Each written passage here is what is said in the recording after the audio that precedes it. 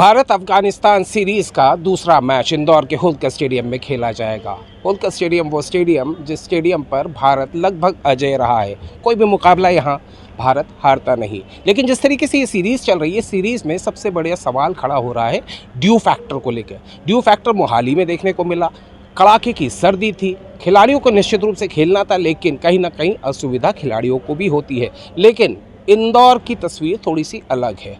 देखिए, इस शहर में अभी इन दिनों कड़ाके की सर्दी पड़ रही है। ड्यू फैक्टर भी यहाँ देखा जा सकता है। पहले तो मैदान, इसी मैदान पर वो मैच होने वाला है। नीचे की तरफ वीरेंद्र से कहूँगा कि इस मैदान पे जो कवर्स लगे हैं वो कवर्स को पूरी तरीके से इसलिए लगाया गया है ताकि बहुत ज़्यादा ड्यू मैदान के अंदर ना पहुंच सके। जाहिर से बात है, सभी तैयारियां एमपीसीए की तरफ से की गई हैं। बड़ा मैच है और उस बड़े मैच के लिए, लेकिन अगर मैं इसको हाथ लगाता हूं तो मुझे हल्का सा यहाँ महसूस होता है कि कुछ थोड़ा सा गीला गीला है। अब वो गीलापन थोड़ी सी ओस की वजह से, मेरे साथ में जो क्रिकेट एक्सपर्ट्स हैं वो इस मैदान को भी बहुत अच्छी तरह जानते हैं और इस मैदान की तासीर को भी बहुत अच्छी तरह जानते हैं। सबसे पहले मैं राजीव जी से ही बात करूँगा। राजीव भाई, इस मैदान को आपसे बेहतर नहीं कोई जान सकता, कैसा होने वाला है ये मैदान? मोहाली में तो देखा कि थोड़ी तकलीफ रही, यहाँ ड्यू वाकई में कोई फैक्टर रखने वाला है?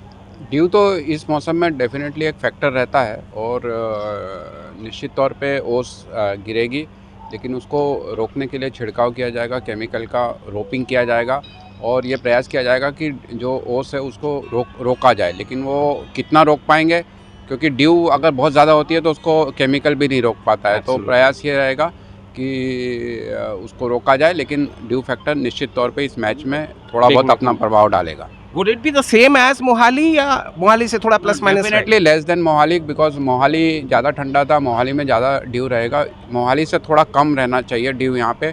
और मोहाली में ड्यू के अलावा ठंड भी एक बहुत बड़ा फैक्टर था, जिसके कारण लोगों के हाथ और जो है वो उंगलियों में बहुत जब गेंद रोकने जाते थे तो बहुत प्रभाव पड़ रहा था। तो वहाँ पे एक ठंड, वहाँ से कम ठंड रहेगी तो प्लेयर्स निश्चित तौर पे यहाँ पे ज़्यादा खुश होंगे।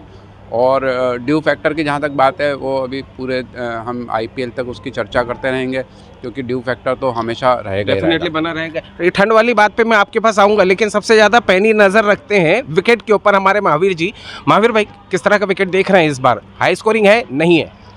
100% हाई स्कोरिंग मैच है। जैसा विकेट देखा गया है कि हार्ड सरफेस है, एक अच्छी कड़क विकेट है जो कि बैटिंग में काफ़ी एक, जैसे एक भाषा में, देशी भाषा में कहा जाए कि एक पाटा विकेट है, परफेक्ट बैटिंग विकेट है। तो 100% एक बड़ा स्कोर देखने को मिलेगा यहाँ पर। और ड्यू फैक्टर की जहाँ तक बात है तो उसमें यदि सेकंड बैटिंग करने वाली टीम को ऑलवेज एडवांटेज रहेगा। अदरवाइज़ यदि ड्यू का जो केमिकल ने वर्क किया तो फिर इवन रहेगा। अदरवाइज बाद में बैटिंग जो चेस करेगी टीम वो फायदे में रहेगी। चेजिंग टीम फायदे में रहने वाली है। यस, 100%। राजीव भाई, जिस सवाल के ऊपर मैं आने वाला था वो सवाल ये है कि सर्दी डेफिनेटली जाड़े का वक्त है तो होनी है। हम लंदन भी खेलने जाते हैं, हम यूके में भी खेलते हैं, वहाँ ठंड का इतना असर क्यों नहीं दिखता है? वहाँ पे जब हम जाते हैं, जब समर्स में क्रिकेट होती है वहाँ पे, तो वहाँ पे 4 महीने ही क्रिकेट होती है बेसिकली। मई के बीच में से चालू होती है और जून, जुलाई, अगस्त और मैक्सिमम सितंबर। तो सितंबर तक वहाँ पे लेट बारिश होता है और 16 घंटे का दिन रहता है। तो चूँकि वहाँ पे 16 घंटे की तो उजाला ही रहेगा, उतने देर में वो लोग 2 मैच खेल सकते हैं। इसीलिए वहाँ पे जब पहला वर्ल्ड कप शुरू हुआ था 60 ओवर का था, तो वहाँ पे संभव है, वहाँ पे इतना ज़्यादा फ़र्क नहीं पड़ता। और वहाँ पे केवल जो मई में जो खेलते हैं उनको ठंड का थोड़ा सा प्रभाव रहता है। बाकी जो है वो अर्ली अप्रैल में प्रभाव रहता है, उसके बाद मई से कम होता जाता है। और मई, जून, जुलाई, अगस्त तो खेलने के बहुत अच्छे मौसम है वहाँ पे। सर, बड़ी बातें उठने लगी थी, सवाल उठने लगा था। एथलीट्स हैं, सभी ट्रेंड एथलीट्स हैं, उनकी परफॉर्मेंस पे फ़र्क पड़ता है एक्सट्रीम टेम्परेचर्स का? बिल्कुल, टेम्परेचर का भी फ़र्क पड़ता है और एल्टीट्यूड का भी फ़र्क पड़ता है। जिस ऊंचाई पे है वहाँ पे ऑक्सीजन कई बार कम मिलती है, तो उस हिसाब से ट्रेंड होते हैं। लेकिन क्रिकेट में एल्टीट्यूड का इतना इश्यू नहीं है, लेकिन एथलेटिक्स वगैरह में जहाँ पे वो लोग मैच जहाँ पे खेल अपना परफॉर्मेंस देना है वहाँ के हिसाब से तैयारी करके जाते हैं। तो प्लेयर्स तो ट्रेंड होना ही चाहिए।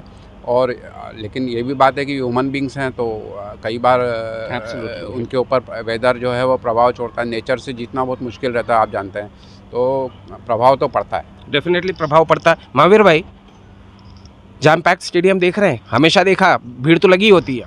देखिए, सबसे बड़ा एडवांटेज ये है कि रविवार को, संडे के दिन मैच है, साथ में ये पूरा मैच जो है 7 o'clock से स्टार्ट होगा, तो पब्लिक संडे का भी इंजॉय करेगी इसमें, तो इसलिए।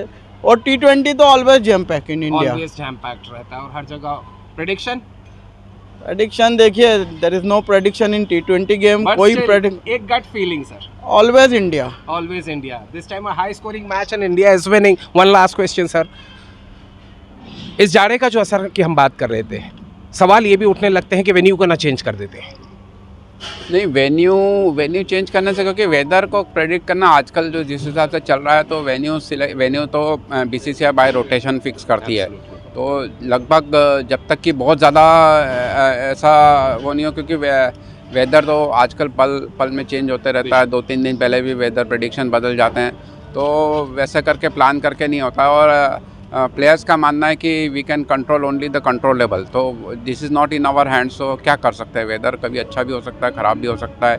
तो और दूसरा कमर्शियल एंगल भी है, अगर जल्दी स्टार्ट के लिए भी आप बोल सकते हो कि 4 बजे क्यों नहीं स्टार्ट करते, लेकिन जो टीवी का स्पेक्टेकल रहता है वो डे नाइट मैच में ज़्यादा रहता है। तो ये सब चीज़ें रहती है, तो मैक्सिमम मैचेस सफल होते हैं। एक आध मैच में कई बार बारिश के कारण नहीं खेल हो पाता, या बहुत ज़्यादा, लेकिन ऐसा तो कभी नहीं हुआ कि बहुत ज़्यादा ड्यू हो गया तो मैच नहीं हो पाया। मैच तो होता है। एब्सोल्युटली। इंडिया न्यूज़ से बात करने के लिए आप दोनों का बहुत बहुत शुक्रिया।